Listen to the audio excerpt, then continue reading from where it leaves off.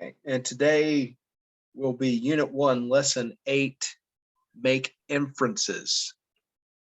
So building on, more ideas about sort of thinking about writing and reading and critical thinking.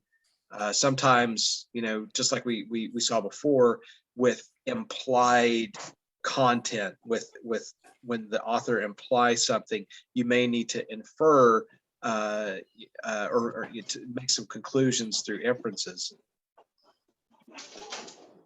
Okay, so for the lesson today, by the time we complete this lesson, you'll be able to define the term inference, use prior knowledge to help make inferences, and find facts, suggestions, clues, or language to support your inference. So let's take a look at our audio clip. Okay, and here we go. When you read, you may find that the author has suggested or implied some of the information necessary to understand the piece. When an author does not directly state ideas, you combine what is stated or explicit with your prior knowledge to make an inference. The facts, suggestions, clues, or language in the passage must support your inferences. And that's an important part of inferences. So you don't want to project your own idea. And this happens a lot in arguments. You move beyond what the facts and suggestions and clues, imply, right? You have to make sure that it stays on track, that all of that supports your inference. If we start inferring and, you're talking about, a snap judgment or jumping to conclusions, that's when you start reaching out of the realm of an inference, and you don't have all of the data you need. You don't have the facts and the clues or, the words that support that. So it's one of those activities that you got to be careful about how you use. Okay. And our reading passage here on thinking in the age of the internet. So always take note of the title. So what does it say here? For me, as for others, the net is becoming a universal medium, the conduit path for most of the information that flows through my eyes and ears and into my mind. The advantages of having immediate access to such an incredibly rich store of information are many, and they've been widely described and duly applauded. The perfect recall of silicon memory, Wired's Clive Thompson has written, can be an enormous boon advantage to thinking. But that boon comes at a price. As the media theorist Marshall McLuhan pointed out in the 1960s, media are not just passive channels of information. They supply the stuff of thought, but they also shape the process of thought. And what the net seems to be doing is chipping away my capacity for concentration and contemplation. My mind now expects to take in information the way the net distributes it, in a swiftly moving stream of particles. Once I was a scuba diver in the sea of words. Now I zip along the surface like a guy on a jet ski. And that's an article from The Atlantic from 2008 by Nicholas Carter. Is Google making us stupid? So underlined here, the perfect recall of silicon memory. And our text box says, you can figure out what silicon memory means. To search the internet, you use computers, which have silicon chips that store memory, right? So that's the inference there. What does silicon memory mean? You think about your prior knowledge, Silicon Valley, electronics, digital media. So you use that. You don't have to have him explain what silicon memory means. You have an idea based on the context of the writing. And then B, it says the word but signals a shift in this author's attitude. The author's main idea follows the transition. So that's important too, right? We talked about signal words, we talked about transition words. A word like but indicates a contrast. When you see a piece like this, a lot of times, nevertheless, but, however, those words are going to set up the argument, okay, or the main idea. So they'll say something flowery or nice, it's like, from my window, it looks like a nice day, but I know it's only 40 degrees outside, or, something like that. Use that as contrast. And as I mentioned, it's not, don't take it to heart, but I think in Game of Thrones, they said, anything that comes before the but is meaningless, or something like that was the quote. But you do have to kind of take it with a grain of salt, because what comes after it might be the main point. Okay. So I'm going to hit next here, and that's going to shift us over to our quiz. So let's slide to Student Book, Unit 1, Lesson 8 for our quiz. I'm going to take a drink of water, give you guys a chance to get into that. We'll hit start for the quiz. Okay, and we're starting with that same passage, right? So think about the main idea. We're talking about the internet. Think about the the title of the article itself. Is Google making us stupid, right? And what they're basically talking about here, paraphrase, think about the main idea is talking about the speed of the internet and the availability of information. But are we just skimming the surface now because there's so much? What the net seems to be doing, right? Big point here, is chipping away my capacity for concentration and contemplation. It comes out so quick, it's deteriorating our attention span. My mind now expects to take in information the way the net distributes it, in a swiftly moving stream of particles, okay? And making assumptions. So our text here says, clues to the author's meaning come in both the passage's title and byline. That's what I just said. On the basis of these, you can assume that this passage will explore how the internet changes ways that people think. So always take into account the title. They have a separate title for the passage they basically come up with. And then what they reference here is going to be the actual title of the full article when it appeared in the Atlantic, or, whether it was the New York Times or wherever it came from, whatever we look at. So moving ahead then to our first question in the quiz, which is the most accurate inference to make from the statement, once I was a scuba diver in the sea of words? Is he saying that A, the author took his time to delve deeply and process information? B, the author moved quickly through vast quantities of words? C, the author lost sight of how information should be obtained? Or D, the author used the internet to find information about scuba diving? A, right? Yeah, A, the author took his time. That implies that, right? Once I was a scuba diver in the sea of words. It's painting a nice picture of diving into deep information.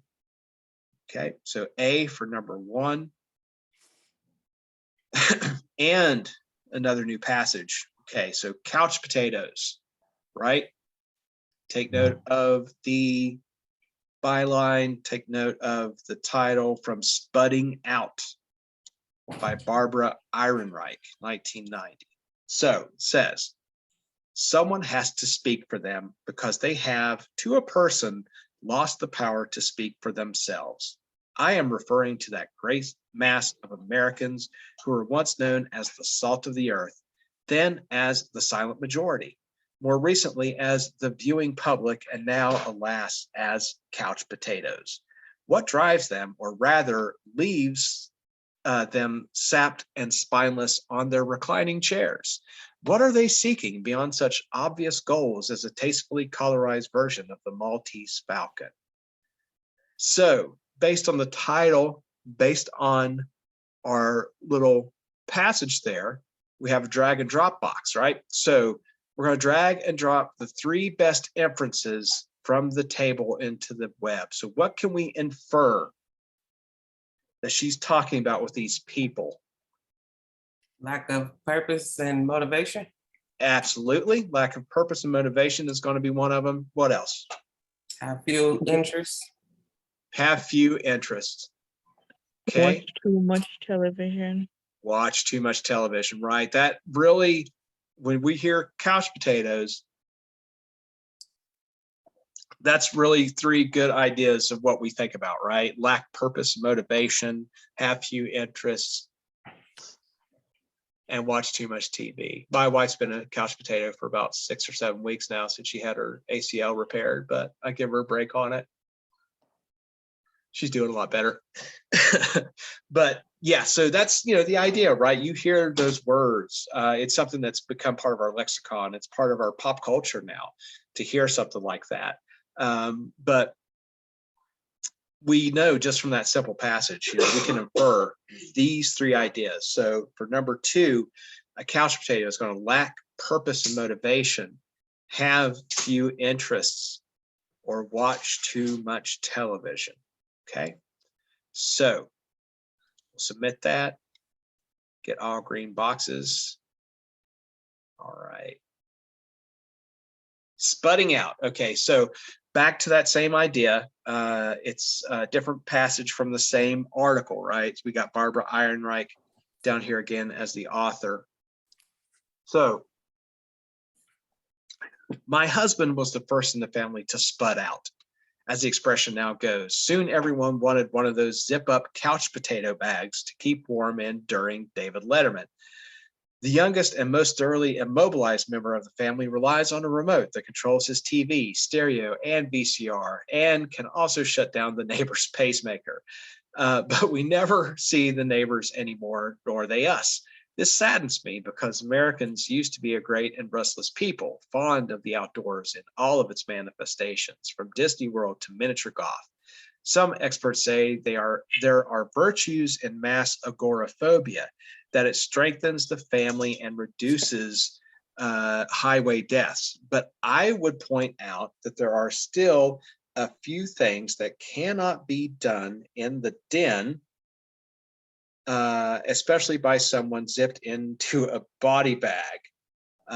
These include racquetball, voting, and meeting strange people in bars. Okay. So one thing you want to take note of, right, is words that, you might have not a good handle on. Anybody know a good definition for agoraphobia?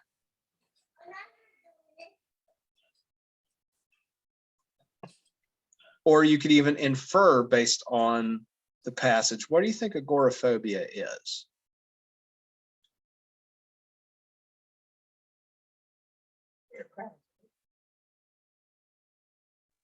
So Fear of places and situations, yeah, like socializing. good. It's pretty broad phobia, right? But it's usually anxiety produced by a fear of crowds or open spaces or new spaces. And that's what the author's saying here, right? Some experts say there are virtues in mass agoraphobia. That's what she's describing, that we used to love outdoor spaces and meeting new people and all that stuff. And that, yeah, so largely a fear of, outdoor places and things like that. So what is the implied main idea of the passage? Is it A, it's difficult to understand why people want to watch old movies on television. B, too much attention to televised sporting events causes problems. C, arguing over television program choices can strain family harmony. Or D, watching too much television can lead to decreased physical activity. D. D as in dog. Watching too much television can lead to decreased physical activity. Okay. And number 4. So same passage. Which is the most logical inference to make from the information in paragraph 2? A, people do not go out of their homes as much as they did in the past. B, families spend more time to get more quality time together. C, because families stay at home more, there are fewer car accidents. Or D, strangers now have television related topics to discuss when meeting for the first time. A. Yeah, A, people don't go out of their homes as much as they did in the past. And that kind of goes back to that agoraphobia, right? Some experts say there are virtues in mass agoraphobia. That's what she's sort of sarcastically talking about here. So A, people do not go out of their homes as much as they did in the past.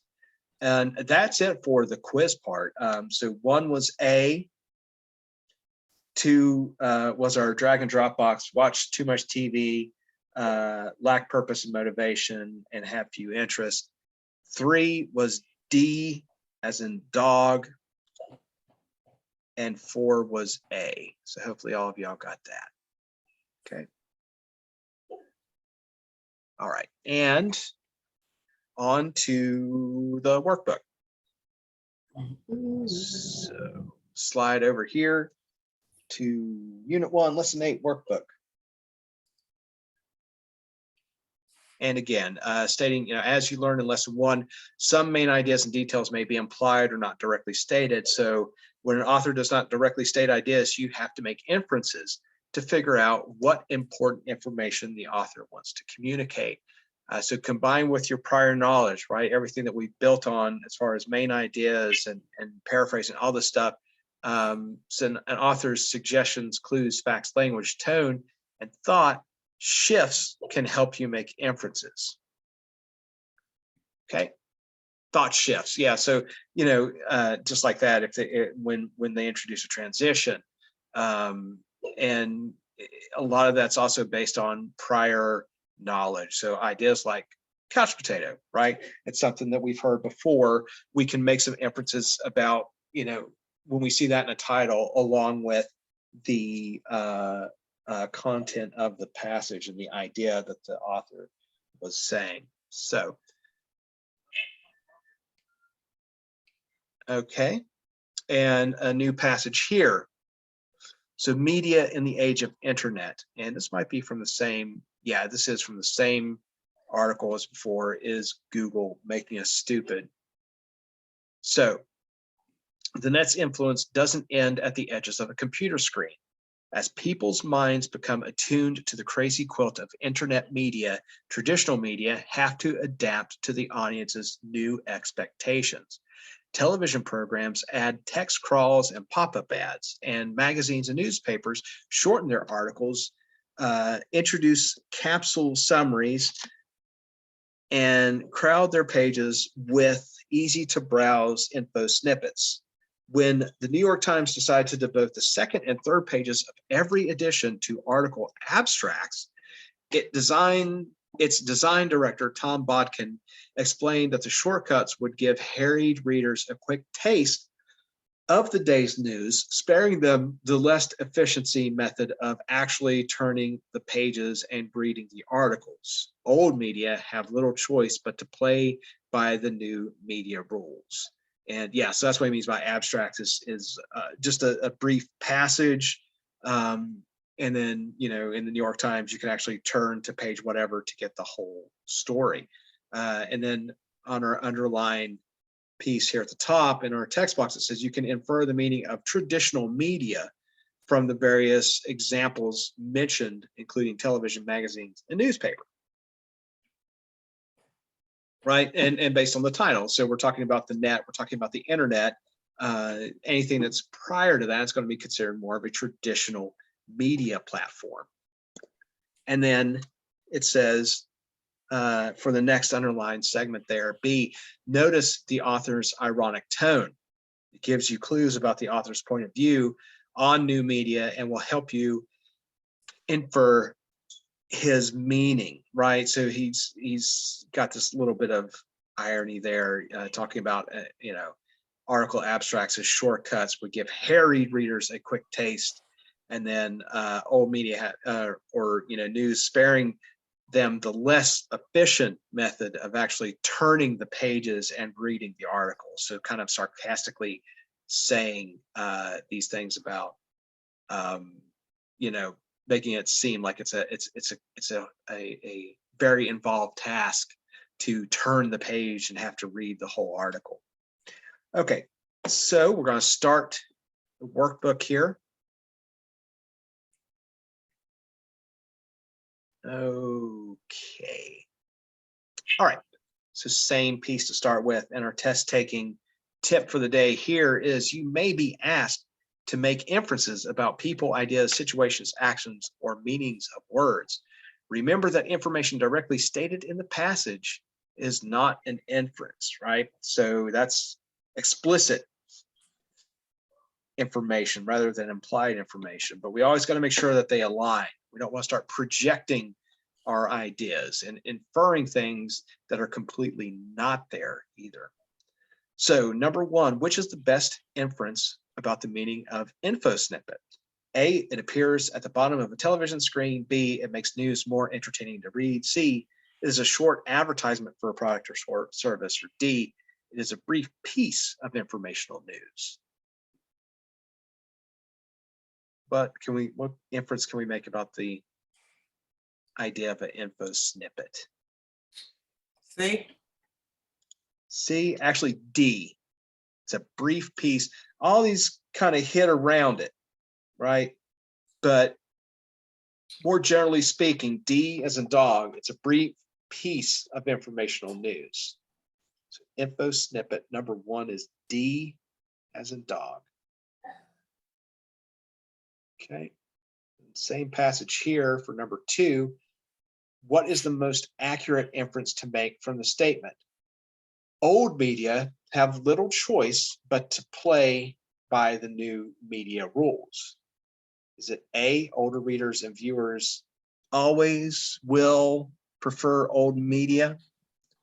B, by ignoring new rules, old media will lose viewers and readers? C, new rules give old media new choices in presenting information? Or D, young readers and viewers always will prefer new media? C C, new or rules. B. B is in boy, right? So by ignoring rules, old media will lose viewers and readers. Okay. So going back here, you can infer that by saying old media have little choice but to play by the new media rules. And it's basically just restating it, just kind of flipping it around, right? So by ignoring new rules, old media will lose viewers and readers. B is in boy for number two. Okay, new passage. Title is Thoughts About Muscataquid Land. Okay, I'll try not to stumble on that as we go. When I walk in the fields of Concord and meditate on the destiny of this prosperous slip of the Saxon family, the unexhausted energies of this new country, I forget that this which is now Concord was once Muscataquid, and that the American race has had its destiny also. Everywhere in the fields, in the corn and grain land, the earth is strewn with the relics of a race which has vanished as completely as if trodden in with the earth. I find it good to remember the eternity behind me as well as the eternity before. Wherever I go, I tread in the tracks of the Indian. I pick up the bolt which has but just dropped at my feet, and if I consider destiny, I am on his trail. I scatter his hearthstones with my feet and pick out the embers of his fire, the simple but enduring implements of the wigwam and the chase. In planting my corn in the same furrow which yielded its increase to support so long, I display some memorial of him. Nature has her russet hues, which is reddish brown hues, as well as green. Indeed, our eye splits on every object, and we can as well take one path as the other. If I consider its history, it is old. If its destiny, it is new. I may see a part of an object or the whole. I will not be imposed on and think nature is old because the season is advanced.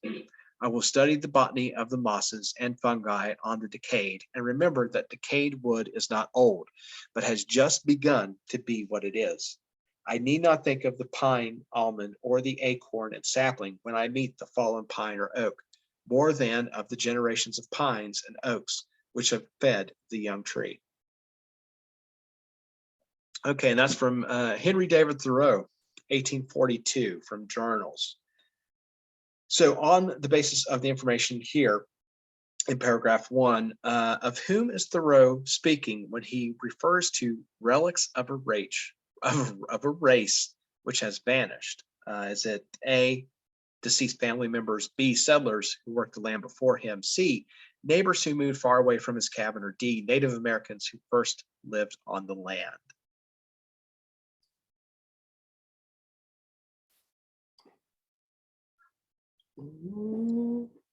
D. D as in dog, right? Native Americans. That's the whole, yeah, idea of the passage. It's main idea there is he's talking about the Native Americans that were on that land before him. Okay, so same passage.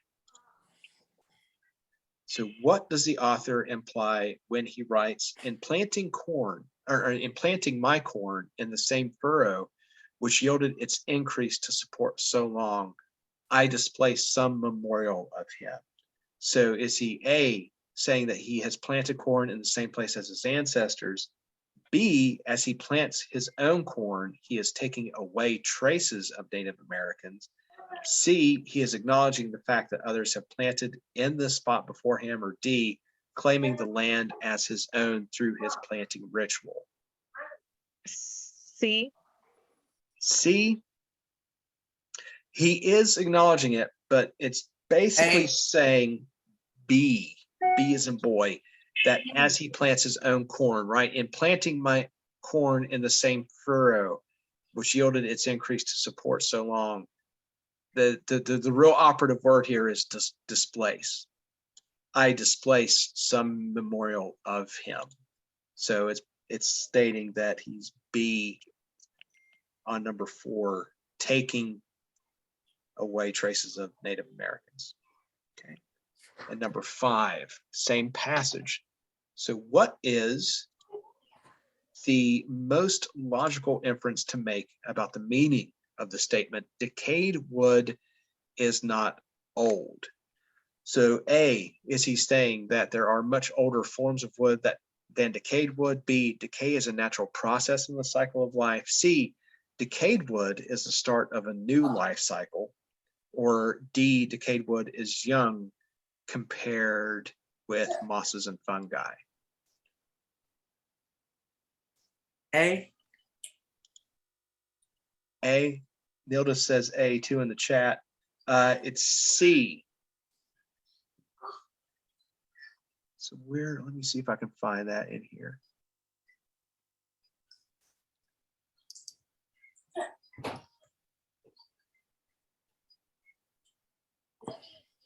All right, here. So just taking a quick look at that. I will study the botany of the mosses and fungi and the decayed. And remember that decayed wood is not old, but has just begun to be what it is. I need not think of pine, almond, or the acorn and sapling when I meet the fallen pine or oak. And then finally, more than of the generations of pines and oaks which have fed the young tree. So it's a little wordy, it's a little poetic, but he is saying C as in cat, that the decayed wood is going to start the new life cycle for what grows next. All right, so 5, a C as in cat. 6, by focusing on the life cycle of plants, the author implies that A, this cycle was important to his ancestors. B, he has learned much by studying plant life. C, the plant life of plants is similar to that of humans. Or D, the life cycle of plants explain the presence of relics.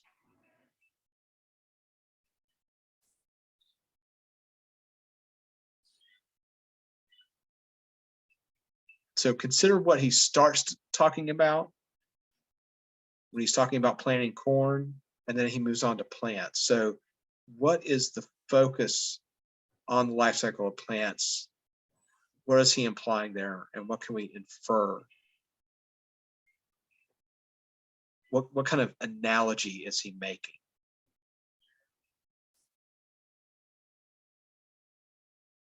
Is it A? It's C. C. Yeah, C as in cat, right? So he's making this analogy. It's a comparison between the life cycle of plants and humans, right? So much like he's replacing the Native Americans that were there before him in the sort of circle of life. That's the way he's seeing it. All right, and new passage for number 7. So this is the I'm going to go ahead and look at the title. So, this is from Al Gore, a lecture to the Nobel Peace Prize. So the author's quest is what the passage title is called here. And it says, sometimes, without warning, the future knocks on our door with the precious and painful vision of what might be. 119 years ago, a wealthy inventor read his own obituary, mistakenly published years before his death. Wrongly believing the inventor had just died, a newspaper printed a harsh judgment of his life's work, unfairly labeling him the merchant of death because of his invention, dynamite. Shaken by this condemnation, the inventor made a faithful choice to serve the cause of peace. 7 years later, Alfred Nobel created this prize and the others that bear his name. 7 years ago tomorrow, I read my own political obituary in a judgment that seemed to me harsh and mistaken, if not premature. But that unwelcome verdict also brought a precious, if painful, gift, an opportunity to search for fresh new ways to serve my purpose. Unexpectedly, that quest has brought me here. Even though I fear my words cannot match this moment, I pray what I am feeling in my heart will be communicated clearly enough that those who hear me will say, we must act. We, the human species, are confronting a planetary emergency, a threat to the survival of our civilization that is gathering ominous and destructive potential, even as we gather here. But there is hopeful news as well. We have the ability to solve this crisis and avoid the worst, though not all of its consequences, if we act boldly, decisively, and quickly. So today, we dumped another 70 million tons of global warming pollution into the thin shell of atmosphere surrounding our planet, as if it were an open sewer. And tomorrow, we will dump a slightly larger amount, with the cumulative concentrations now trapping more and more heat from the sun. As a result, the Earth has a fever, and the fever is rising. The experts have told us it is not a passing affliction that will heal by itself. We asked for a second opinion and a third and a fourth. And the consistent conclusion restated with increasing distress is that something basic is wrong. We are what is wrong, and we must make it right. And again, that's Al Gore in 2007. So based on the information from paragraph 1, which is the most logical inference to make about the prize bearing Alfred Nobel's name? The prize was created A, as a memorial to his accomplishments as an inventor, B, after Nobel's death by people who admired his achievements, C, to continue his legacy and encourage others to pursue peace, D, to serve the cause of peace after the invention of a destructive weapon.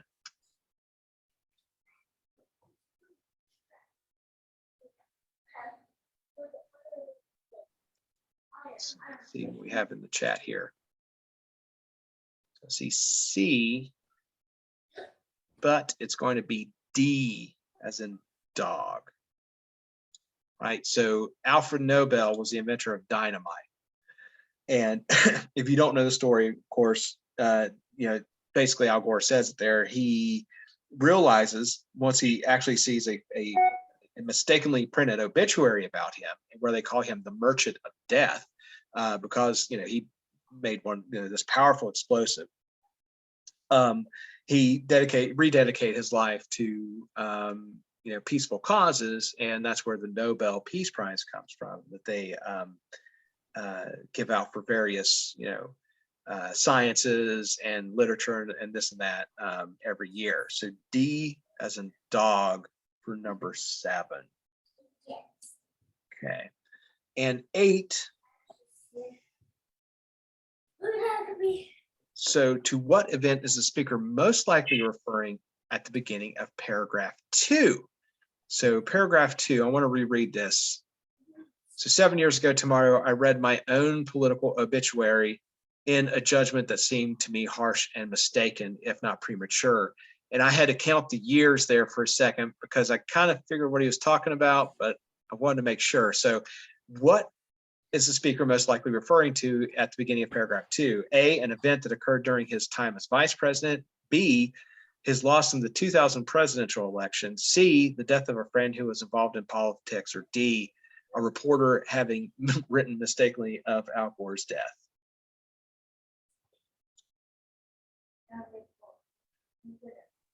C. B. A in the chat, it's B as in boy, right? So I mentioned, started showing my age the other day when we were talking about Mary Lou Retton. And the 2000 election might be kind of off your guys' radar as well, right? Most of you are probably too young to, if not remember, care much about the 2000 presidential election. But right, that was Al Gore and George W. Bush. And he lost by a super, super small margin. They had to recount the votes in Florida. Bush had initially conceded victory to Gore, and then they went back and they did the recount in Florida, and he wound up losing the election. So that's what he's talking about there when he says, I read my own political obituary in a judgment that seemed to me harsh and mistaken. So a little prior knowledge will also help with that as well, right? Not everybody's going to immediately think about that, especially, now that that's sort of a moment in history. But B as in boy for number 8. Okay. And here, what does the author imply when he says we are confronting a planetary emergency? So A, all of Earth's citizens are already facing an environmental problem. B, the human species is not concerned about a planetary emergency. C, the human species is facing a global political problem. Or D, the human species is removed from any planetary emergency.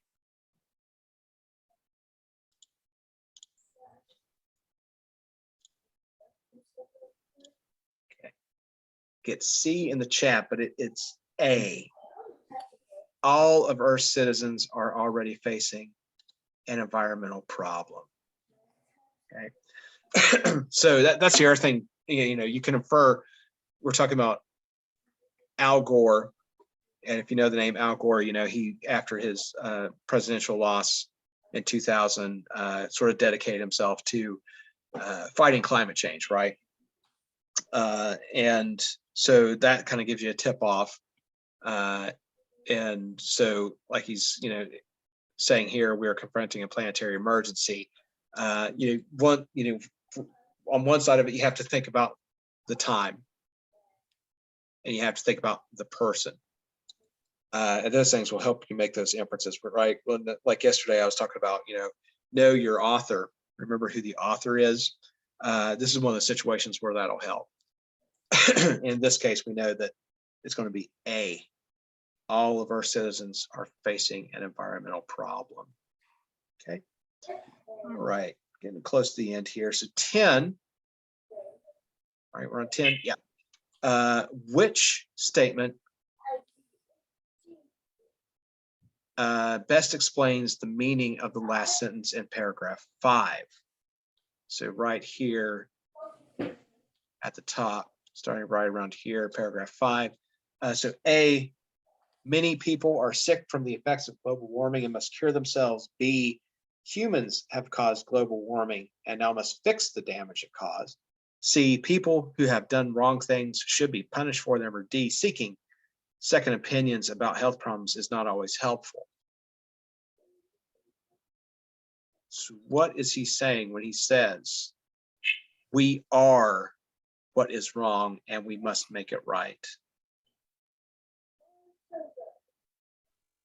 B. B as in boy. Yeah. Humans have caused global warming and now must fix the damage it's caused. B as in boy for 10. Okay, new passage. So a writer's view. Our tragedy today is a general and universal physical fear so long sustained by now that we can even bear it. There are no longer problems of the spirit. There is only the question, when will I be blown up? Because of this, the young man or woman writing today has forgotten the problems of the human heart in conflict with itself, which alone can make good writing, because only that is worth writing about, worth the agony and the sweat. He must learn them again. He must teach himself that the basest of all things is to be afraid, and teaching himself that, forget it forever, leaving no room in his workshop for anything but the old verities and truths of the heart, the old universal truths lacking which any story is ephemeral, short-lived, and doomed, love and honor and pity and pride and compassion and sacrifice. Until he does so, he labors under a curse. He writes not of love, but of lust, of defeats in which nobody loses anything of value, of victories without hope, and, worst of all, without pity or compassion. His griefs grieve on no universal bones, leaving no scars. He writes not of the heart, but of the glands. Until he relearns these things, he will write as though he stood among and watched the end of man. I decline to accept the end of man. It is easy enough to say that man is immortal simply because he will endure that when the last ding dong of doom has clanged and faded from the last worthless rock hanging tideless in the last red and dying evening, that even then there will still be one more sound, that of his puny and inexhaustible voice, still talking. I refuse to accept this. I believe that man will not merely endure, he will prevail. He is mortal, not because he alone among creatures has an inexhaustible voice, but because he has a soul, a spirit capable of compassion and sacrifice and endurance. The poet's, the writer's duty is to write about these things. It is his privilege to help man endure by lifting his heart, by reminding him of the courage and honor and hope and pride and compassion and pity and sacrifice which have been the glory of his past. The poet's voice need not merely be the record of man, it can be one of the props, the pillars to help him endure and prevail. So this is from a speech accepting the Nobel Prize in Literature by William Faulkner in 1950. And on the basis of the information in the passage, the author thinks that young writers of his time are missing what? A, fearlessness, B, endurance, C, devastation, or D, victories.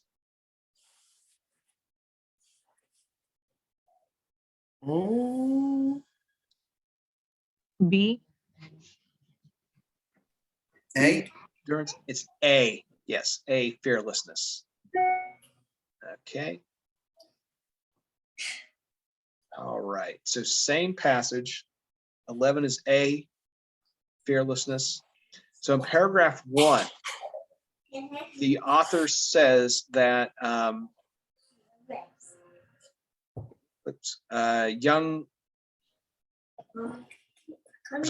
author says that young writers have forgotten the problems of the human heart and conflict with itself, which alone can make good writing.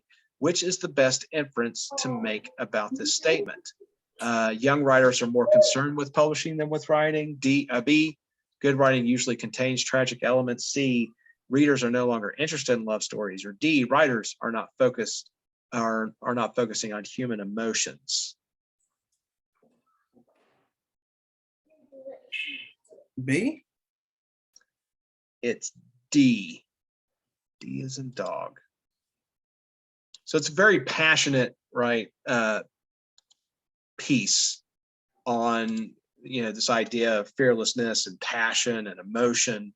That's why, this was something you would actually avoid in writing, but in a speech it works, where you use and a lot, where he says courage, courage and honor and hope and pride and compassion and pity and sacrifice.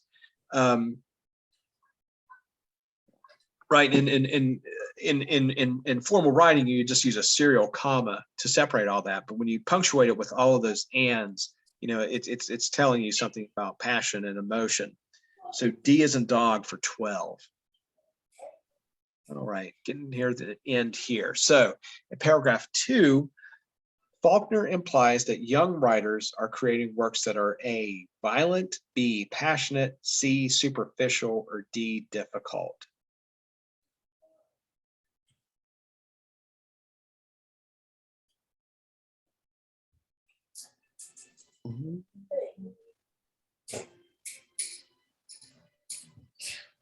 So I'll help you out here. It's C. B.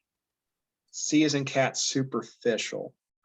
And one of those moments you can kind of look at as you can apply your test taking skills. So we know, right, from like 12 and 11, like here he's kind of making this indictment against young writers. They lack this fearlessness. And then here talking about writers are not focusing on human emotions. And then you get down here, and by the time you get down here, you can start seeing a pattern, right? So, you still want to make sure that you look at all of your potential answers, but superficial kind of stands out at that point, right? Now you can say that he's implying that young writers are creating works that are superficial, that sort of lack emotion and are shallow. So 13 is C, as in cat.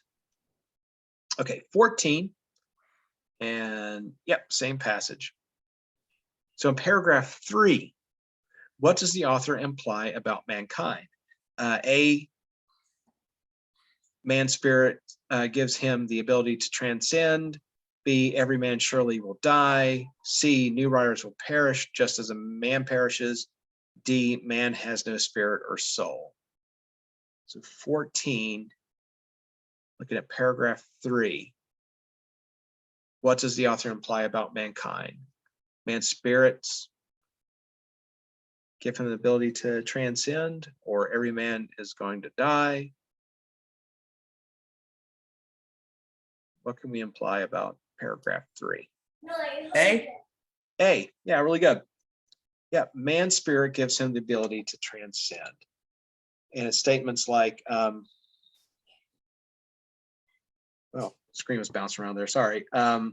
Still talking, I refuse to accept this. I believe that man will not merely endure, he will prevail. Right here, he is immortal, not because he alone among creatures has an inexhaustible voice, but because he has a soul, a spirit capable of compassion and sacrifice. Okay, so 14 is A. And then our last one.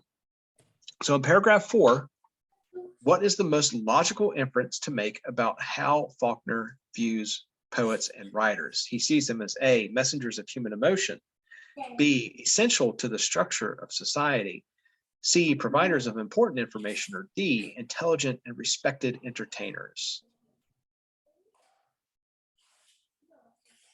So looking right here at paragraph 4.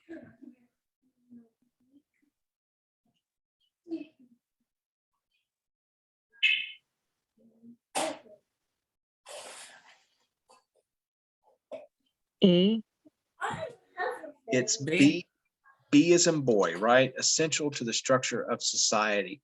And you can kind of see, the poet's voice need not merely be the record of man. It can be one of the props, the pillars to help him endure and prevail.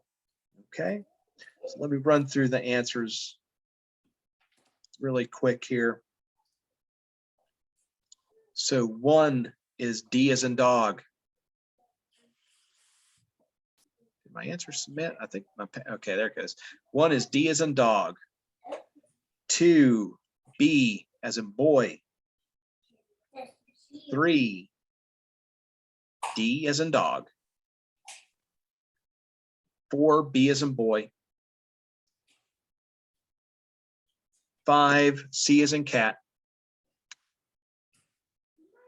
6, also C as in cat.